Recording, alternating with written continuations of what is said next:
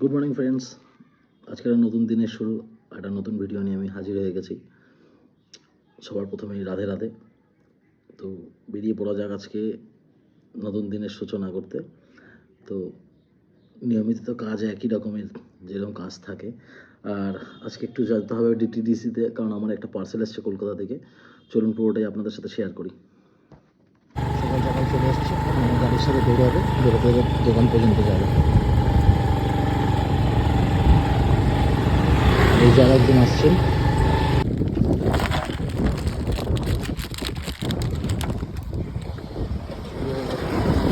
এই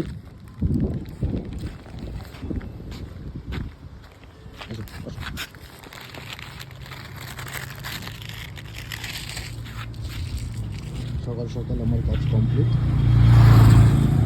বেরিয়ে পড়লাম বন্ধুরা, আমি এবং আমার পক্ষীরাজ। আকাশে মেঘ পড়ে গেছে আবার, ঠিক আছে।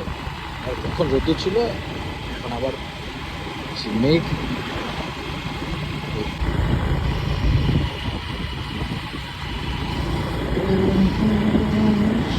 আমি যে রাস্তাটা ধরেছি, এটা হচ্ছে উদয়পুর রেলওয়ে স্টেশনের রাস্তা। এই ওপর দিয়ে রেল লাইন গেছে। তো আমি যেখানে থাকি ত্রিপুরা, সেটা হচ্ছে উদয়পুর।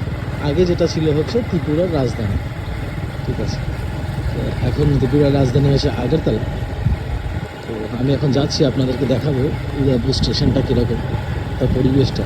এত মনোরম পরিবেশ, মানে আপনারা ক্যামেরায় কতটা উপলব্ধি করতে পারবেন আমি জানি না, কিন্তু স্বচোখে দেখা এটা, মানে প্রকৃতির যে ডিফারেন্ট কালার, প্রত্যেকটা যে বিবর্ণতা, ঠিক আছে, সেগুলো আপনি পুরো একদম স্পষ্টভাবে চোখে দেখতে পারবেন, ফিল করতে পারবেন। মাথায় হেলমেটটা আমার সবসময় থাকে, সেফ ড্রাইভ সেভ লাইফ। মানে এটা ক্যাম্পেনিং নয়, এটা হচ্ছে প্রত্যেকটা মানুষকেই করা উচিত। তো আমি এখন যাচ্ছি, দেখতে পাচ্ছেন চারিদিকের পরিবেশটা কি সুন্দর। আর আকাশটা সে মেঘ আমার সাথে সাথে চোখ। প্রকৃতিক একটা পরিবেশ,